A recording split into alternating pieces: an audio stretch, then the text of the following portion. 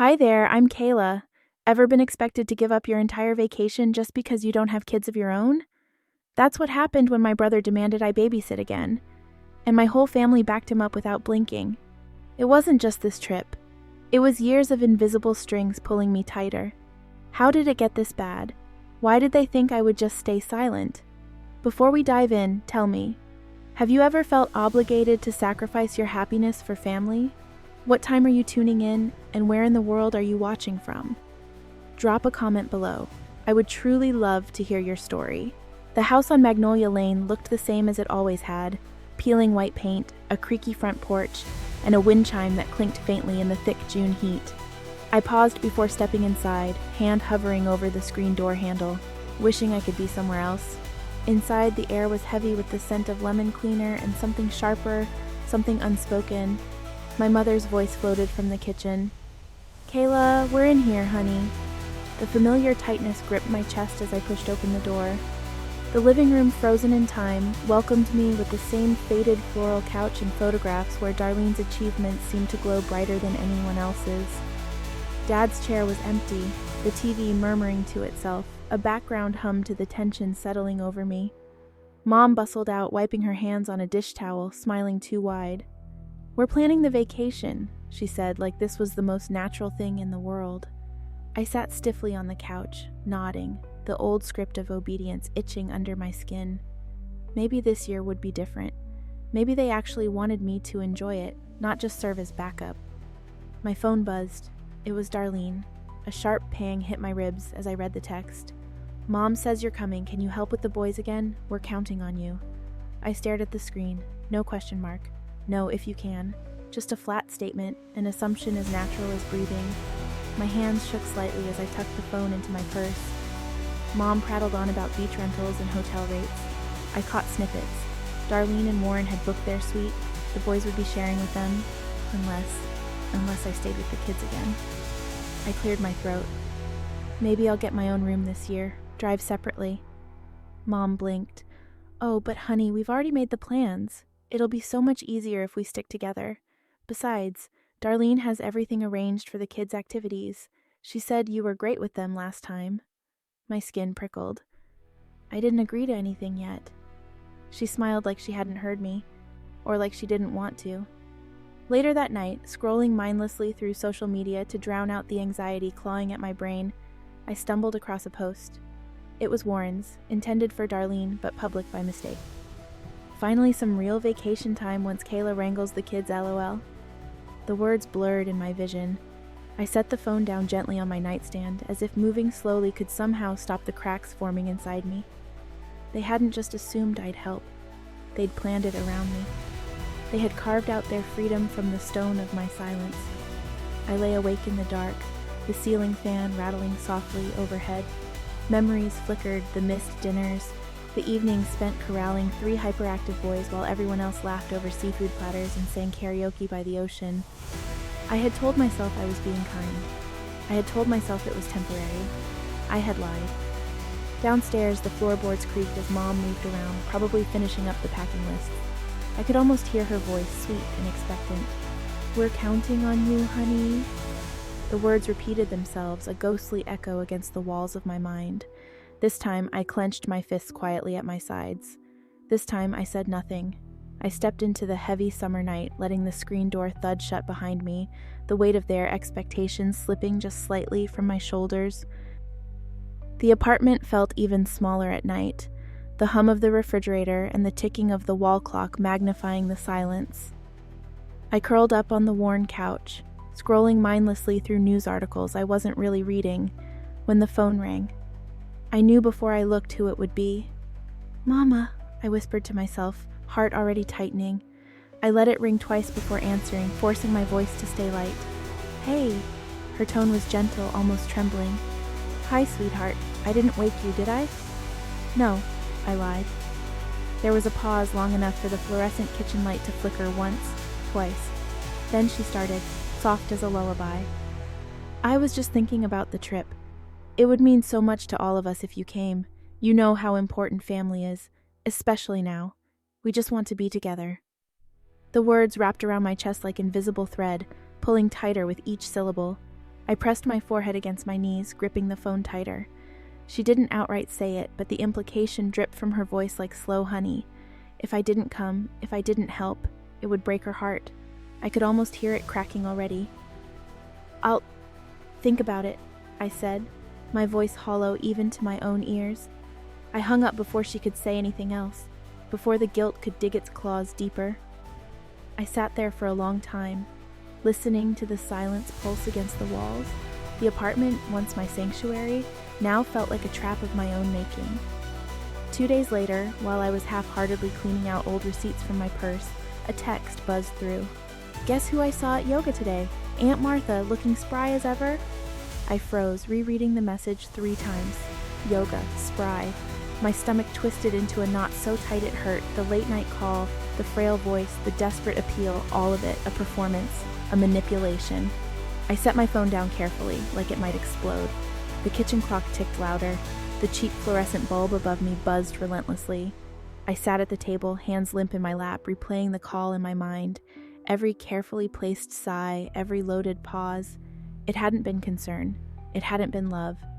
It had been strategy. Not a stranger. My mother. The realization was colder than the night air sneaking through the drafty window frames. My chest ached with a grief I hadn't prepared for, a loss of something I thought I still had. Trust. I picked up my phone again, opened a new message. "I'm sorry, but I can't." My thumb hovered over the send button, frozen. The screen glowed against the darkness, a small, pulsing challenge. I pulled into the driveway a little after 6, the sky still holding on to the last strands of daylight. Through the kitchen window, I could see shadows moving, laughter bubbling out into the evening air, soft and sharp all at once. My hand lingered on the car door handle longer than necessary. I told myself it was just dinner, just family. The front door swung open before I could knock. My mother stood there, a forced warmth in her smile. "There she is," she said, her voice too bright. "Come on in, sweetie, everyone's already here." The dining room was packed, the long wooden table groaning under the weight of casseroles, salads, pitchers of sweet tea. Cousins, aunts, and uncles squeezed together, plates in hand, easy chatter bouncing off the walls. I caught Darlene's eye across the room. She gave a quick wave, already mid-sentence in some animated story. I slid into an empty chair near the end of the table, forcing a smile when people glanced my way. The conversations flowed over me like a tide I didn't belong to, a language I'd forgotten how to speak. The food was halfway around the table when it happened. "So," Darlene said, voice light and casual as she reached for the mashed potatoes, "our busy little editor here is coming on the trip after all. Not like she has a husband or kids or anything to keep her tied down, right?" The words hit harder than they should have. Laughter rippled through the room, soft but sharp enough to leave paper cuts. Someone clapped me on the shoulder like it was all in good fun. I gripped my fork tighter, the metal biting into my palm. I smiled, or something close to it, and stared at my plate, the food blurring into an indistinct mess of color and texture. From further down the table, Aunt Clara chimed in, her voice sweet with fake nostalgia. "Kayla's always been our delicate one. Remember how she used to cry if someone looked at her funny?" More laughter. I felt myself shrinking, pulled back into a version of me I had fought hard to leave behind. The too sensitive, too quiet girl who was always expected to just take it. I poked at my food, my appetite withering.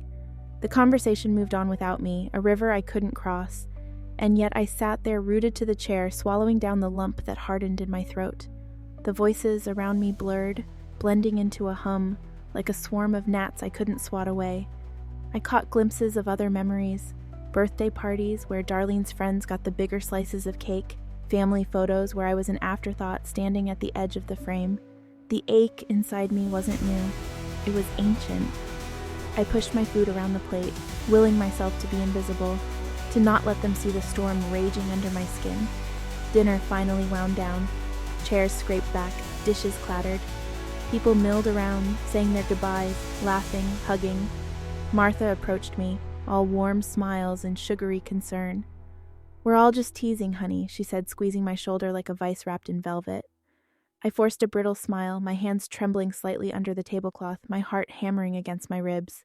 Outside, the night waited, humid, dark, endless. Inside, the storm gathered strength, waiting for its moment. The apartment was wrapped in silence, the kind so dense it made even the faintest noise, the ticking clock, the hum of the refrigerator, feel intrusive. I sat cross-legged on the worn sofa, my phone screen casting a harsh blue light into the darkened room. The group chat buzzed to life again. First, it was harmless. A few photos of new swimsuits, a joke from Uncle Pete about packing sunscreen, Darlene sending a gif of dancing beach umbrellas. I scrolled without reading, my thumb moving in mechanical indifference. Then Raymond's message popped up. "We'll need Kayla to handle the kids during brunch and dinner times. Thanks, sweetheart." No question, no checking if I was willing. Just a statement dressed up in patronizing sweetness. My breath hitched in my chest, and for a moment the room seemed to tilt. I stared at the message, reading it over and over, as if repetition could soften the blow. It didn't. The walls closed in tighter, the blue light buzzing against my skin like static electricity. I was drowning in expectations disguised as love, and nobody seemed to notice. Or maybe they noticed and didn't care. A new notification flashed at the top of the screen. "Warren, if she keeps whining, we'll just guilt her into it like last time." The message sat there, bold and damning. Silence fell over the group chat. I imagined the collective gasp, the frantic fumbling to delete, to explain, to backpedal, but no one did. No one could. I felt the blood drain from my face, my hands numb around the phone. Every polite smile at dinner, every warm, we're family sentiment shattered like cheap glass inside my chest. It had never been about family. It had been about convenience. I could have replied. I could have unleashed the anger rising like a tidal wave inside me, but I didn't. I sat there, staring at the tiny glowing screen, heart thundering against my ribs, feeling the betrayal coil itself tightly around my spine. Memories flashed, moments when I'd volunteered, thinking it was love, thinking it was duty. Now they all curdled into something sour and bitter. They never asked, they expected, they never thanked, they assumed. Slowly, I placed the phone face down on the coffee table. The light blinked against the wood like a desperate heartbeat, unseen. For the first time in years, the sadness didn't crush me. It sharpened. A new emotion curled in the hollow space they had carved out inside me. Not rage, not grief, but something steadier, colder. A quiet, dangerous kind of anger. I stood, leaving the phone behind, the screen still glowing in the dark, as if it could somehow pull me back. But it wouldn't. Not this time. The apartment was heavy with that particular kind of nighttime silence that seemed to press against the windows, thick and waiting. I sat at the kitchen table, fingers mindlessly scrolling through my phone, not really seeing anything, until an old photo stopped me cold. It was from last summer. The grainy image showed Darlene, Warren, and the kids standing outside a bright seafood restaurant, arms around each other, grins wide and careless. I could almost smell the buttery scent of lobster rolls and hear the clink of glasses toasting another evening free from responsibility. I hadn't been there. Instead, I had been holed up in a cramped hotel room, the twins fighting over a tablet, the youngest crying because he missed his blanket that Darlene had forgotten to pack. The memory hit like a punch to the ribs, the kind that left you gasping and hollow. I had sat on the scratchy bedspread that night, a box of cold, greasy pizza next to me, the hotel TV flickering some sitcom laugh track into the stale air. I'd waited foolishly, believing they would call, would check on me, would at least bring me back something small. A dessert, a thank you. The call never came. The clock had ticked past 11 when the door finally creaked open and Darlene breezed in, tossing her purse onto the desk without so much as a glance my way. "You good?" she had said, already pulling off her earrings, already moving past me, and I had nodded. I remembered that nod now, the automatic way it slipped out of me, as if agreement was coded into my DNA, as if survival depended on being agreeable. I pressed the heel of my palm against my chest, where the anger bloomed now, hot and fierce. It wasn't just that they had left me behind. It was that I had let them. I had folded myself into the tiny spaces they gave me, thinking if I stayed small enough, quiet enough, they would notice, they would care. The photo blurred as my vision swam. I wasn't the fragile girl they remembered. I wasn't the backup plan. I wiped my face roughly with the sleeve of my sweatshirt. the fabric scratchy against skin that suddenly felt too tender. This had never been a misunderstanding. It had been convenience, plain and cruel. I stared out the kitchen window into the darkness, the reflection of the phone screen hovering like a ghost over my shoulder. Never again. I whispered it aloud, and the words didn't feel hollow. They felt like steel being forged in the back of my throat. Never again would I sit quietly in a hotel room eating cold pizza while the people who claimed to love me toasted their freedom 2 miles away. Never again would I mistake obligation for love. Never again would I let them script my role in their story. I closed the photo app and set the phone face down on the table, the small action feeling monumental. In the darkness of my kitchen, something inside me solidified, refusing to be erased, refusing to be the afterthought any longer. The late afternoon sun slanted across the living room floor, painting long, lazy shadows over the worn carpet. I sat on the edge of the couch, phone cradled in my hands, the screen dimmed but alive with the silent pulse of the family group chat. Their words rolled past in bubbles of enthusiasm, packing lists, restaurant reservations, excited emojis about beach days, plans made without pause, without question, as if my role had already been written, signed, and sealed. I scrolled back through the messages, my thumb slow and deliberate. No one had asked if I wanted to help. No one had considered I might have my own plans, my own life. Somewhere beneath the surface of my ribs, a quiet fury burned hotter with every swipe. I hovered over the group name, my heart hammering harder than it should for something so small. I hesitated for a breath, then another, then clicked leave group.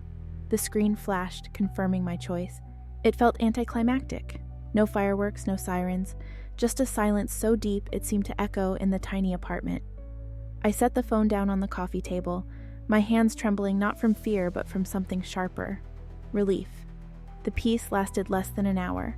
The buzz of incoming mail shattered it, rattling the phone against the wood. I knew even before opening it. Subject line, I'm disappointed. It was from Martha. I clicked it open, scanning the paragraphs without absorbing the words at first. Her sentences clawed at me, full of heavy sadness, dripping guilt, every line a reminder that I was not just disappointing her. I was betraying the family. You humiliated us. You humiliated me, she wrote. Family sticks together. Family sacrifices. I raised you better than this. The old familiar noose of guilt tightened around my throat. But this time it didn't cinch closed. Instead, I felt strangely steady, strangely awake. I thought of all the years I had bitten my tongue, folded my dreams into neat corners to fit the outlines they drew for me. I thought of every time I'd said yes when I meant no, every time I had smiled while swallowing back anger thick as molasses. Keeping the peace had never really been about peace. It had been about obedience, and I was done. I closed the email without replying, without even drafting a response. My chest rose and fell with a breath so deep it scraped the bottom of my lungs. The phone vibrated again, another email, another desperate tug at the old ropes, but I didn't look at it. I stood up, walked to the kitchen drawer, pulled it open, and slid the phone inside. I shut the drawer with a quiet click, as if sealing away a part of myself that no longer belonged to them. I leaned against the counter, staring out the window as the first stars blinked awake in the soft blue dusk. For the first time in my life, I chose myself, even if it meant standing completely, terrifyingly alone. The cafe was tucked into the corner of a weathered brick building, the kind of place where the air smelled like burnt coffee and old paperbacks. I parked half a block away, needing the extra time to steel myself. When Warren had messaged, asking if we could talk, my first instinct was to say no. But something in the short, careful phrasing of his words had made me pause. Now, stepping into the small space, I felt every muscle in my body tighten. He was already there, sitting at a table near the window, nursing a half-empty cup of coffee. His shoulders slumped forward, hands wrapped around the mug like he was bracing for a storm. I slid into the chair across from him without speaking. For a long moment, neither of us said anything. Finally, Warren cleared his throat. I'm sorry. 2 words. Simple, heavy. I stared at him, not ready to let the tension unravel just yet. I want you to know, he said, voice low. I get it. I see what's happening. I don't blame you for stepping back. The admission hit harder than I expected, cracking open something inside me that had been braced for another attack. Relief flickered through me, thin and wary. I nodded once, cautious. He looked out the window, fingers tapping nervously against the ceramic mug. "Darlene, she wanted to apologize weeks ago," he said finally. "After everything blew up last year, she felt awful." I stayed silent, the words clawing at my throat. But Martha and Raymond, they didn't want her to.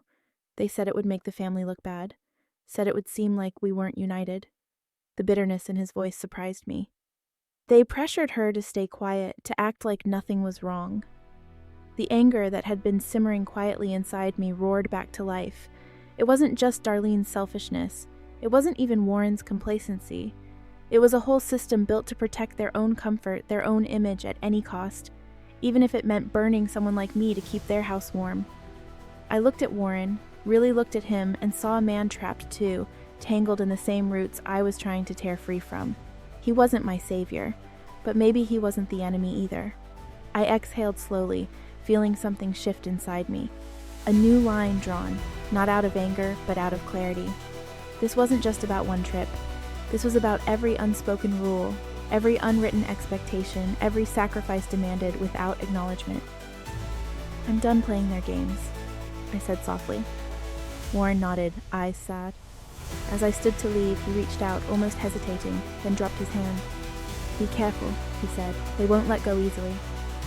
I stepped into the heavy summer air, the door chiming shut behind me, and I knew, bone deep, that this was only the beginning. The sun was barely up, a pale smear across the morning sky, when I pulled into the driveway for the last time. The house buzzed with a manufactured kind of excitement. Darlene barking orders, Martha bustling around with her lists, Raymond checking the tire pressure like a man preparing for war. I stepped out of my car, the humidity clinging to my skin, wrapping around me like a shroud. They barely noticed me at first, too absorbed in their own whirl of movement. Then Martha spotted me, her face lighting up with that brittle, too bright smile she wore like armor. She crossed the yard quickly, arms already stretching toward me. I didn't move. The hug hovered there between us, awkward and reaching, but I stood still, hands at my sides. I watched the flicker of confusion pass over her face, replaced almost instantly by something harder. For a beat, neither of us said anything. Then, in a voice sharp enough to cut glass, she hissed, "You only ever cared about yourself." The words sliced through the humid air, and I flinched, not from hurt, but from the sheer audacity of it. I said nothing. There was nothing left to say. Behind her, Darlene shoved the last suitcase into the trunk with a grunt, slamming it closed harder than necessary. Raymond stood by the passenger door, his jaw set, staring straight ahead like if he didn't look at me, I might cease to exist. The final scene of a play I was no longer part of. I stepped back slowly, giving them space, giving myself space. They clambered into the car, the doors slamming shut one after another like gunshots in the still morning. For once, I didn't chase after them. I didn't wave. I didn't smile. I simply turned toward the street, feeling the driveway stretch out before me like a runway. The possibilities endless and terrifying and real. The engine roared to life behind me, but I didn't flinch. I didn't look back. The morning light filtered through the curtains, soft and unhurried. I woke up to the kind of silence that didn't press against my chest but cradled it. The kind of silence that didn't feel like absence but peace. Today, the family would be coming back from the beach. I imagined them unloading bags, the boys complaining about the drive, Darlene snapping about lost sandals, Martha smoothing everything over with that brittle smile, life continuing in the only way they knew how, without me. I sat up, letting the moment settle, feeling its strange weightlessness. After a slow breakfast and a second cup of coffee, I didn't rush. I slipped on my sandals and walked to the waterfront park. The heat was already climbing, but the breeze off the river softened it, teasing at my hair. Families were scattered across the lawns, kids shrieking as they chased bubbles, couples holding hands, elderly men arguing good-naturedly over chessboards worn smooth with use. Life moved on, and so had I. I found an empty bench facing the water and let myself just sit, breathing in the salt-tinged air.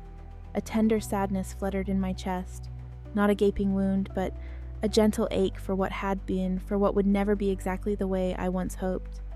But layered over it was something else, something stronger, gratitude for myself, for the tiny, stubborn part of me that had refused to be erased. I closed my eyes and imagined writing them a letter, not the kind filled with accusations or demands, but something quieter, a letter that said, "I forgive you, not because you asked, not because you deserve it, but because I deserve peace." I imagined telling them I understood now, understood that sometimes people love you the way they know how, even if it's not the way you need, that sometimes survival looks like walking away, and that it was okay. I opened my eyes to the glittering water stretching endlessly before me and smiled, small but real. When I got home, the apartment smelled faintly of fresh laundry and something sweet. The candle I had forgotten I lit earlier. I sat at my desk, opened my laptop, and without thinking too much, began to type. Title: What It Means to Choose Yourself. The words poured out clumsy at first, then smoother like a river breaking through debris. Choosing yourself isn't selfish. Choosing yourself is survival. Choosing yourself is loving the child you once were enough to give them a safer future. I didn't write about them. I wrote about me. The girl who stayed quiet for too long. The woman who wouldn't anymore. As I finished the final line, a soft breeze drifted through the open window, ruffling the edge of the page. I leaned back, letting the late afternoon sun warm my face. My phone sat silent on the kitchen counter. No new messages, no apologies. And somehow that silence was the loudest freedom I had ever known. Looking back, I realized that choosing myself wasn't about closing a door on my family. It was about finally opening the door to my own life. Sometimes love means creating distance. Sometimes survival means walking away from those who cannot or will not understand you. And that's not selfishness, that's self-respect. If you're standing at the edge of a decision like mine, know this: you don't need permission to live your truth. Healing doesn't always come with apologies from others. Sometimes it begins with forgiving yourself for staying too long. Have you ever had to choose yourself over the expectations of others? I'd love to hear your story. Drop a comment below and let's connect. Tell me where you're watching from, or simply leave a 1-inch if this story touched your heart. And if you found meaning in this video, please consider subscribing to the channel so you don't miss the next story that might speak to your journey too. See you soon.